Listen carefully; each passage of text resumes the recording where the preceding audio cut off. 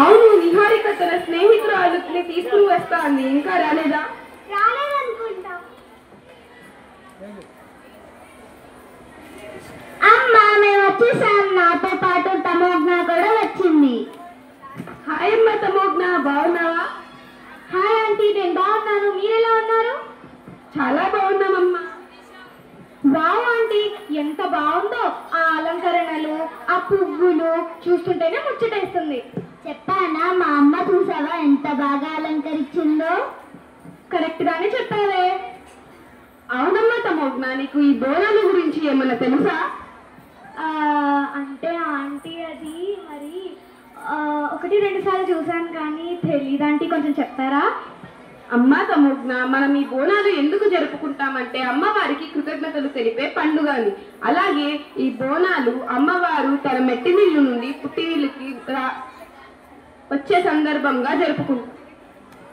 చాలా బాగా చెప్పారంటీ, చాలా మంచిగా అర్థమైంది. ఇదేంటి మీ ముగ్గురు ఏం చేస్తున్నారు? సాత్విక అక్క, అసలు అది ఏంటి? మీరేం చేస్తున్నారు? కొంచెం చెప్తావా? దీన్ని బోనం అంటారు. బోనం అంటే బియ్యం, పాలు, బెల్లంతో వండిన ప్రసాదాన్ని దీంట్లో పెట్టి అమ్మవారికి సమర్పిస్తాం. అర్థమైందా? చాలా బాగా చెప్పావు అక్క.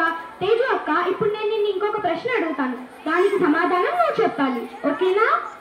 ఒక ఆయన ఒంటికంతా పసుపు రాసుకొని చేతిలో కొరడా పట్టుకొని ఒంటికి కొట్టుకుంటూ ఉంటారు.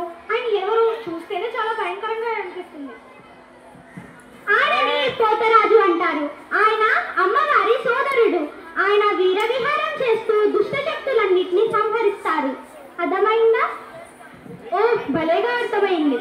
అయితే ఈ పండుగను మన కుటుంబంతో జరుపుకుంటామా? ఎందుకు? చెప్పావు తమోజ్ఞ, ఇది మనం కుటుంబాలతో జరుపుకుంటాం. ఎందుకంటే ఆరోగ్యంగా ఇంకా అష్టైశ్వర్యాలు కలగడానికి జరుపుకుంటాము. అర్థమైందా? సరే అక్క, చాలా మంచిగా చెప్పారు. ఇప్పుడు మనందరం కలిసి పూజ చేస్తామా? సరే.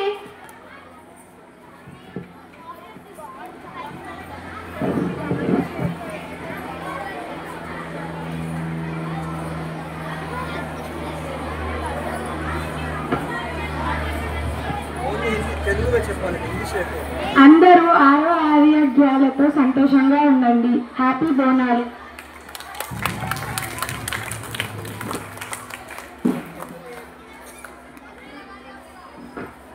మిత్రులారా, మా ఈ సంభాషణ చూశారు కదా. బోనాల గురించి, పోతరాజు గురించి మరియు అమ్మవారి గురించి తెలుసుకున్నారు కదా. మరి ఇంకేంటి, గట్టిగా చప్పట్లు కొట్టారు.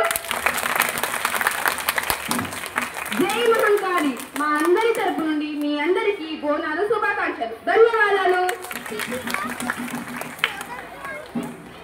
ఎంతో అద్భుతంగా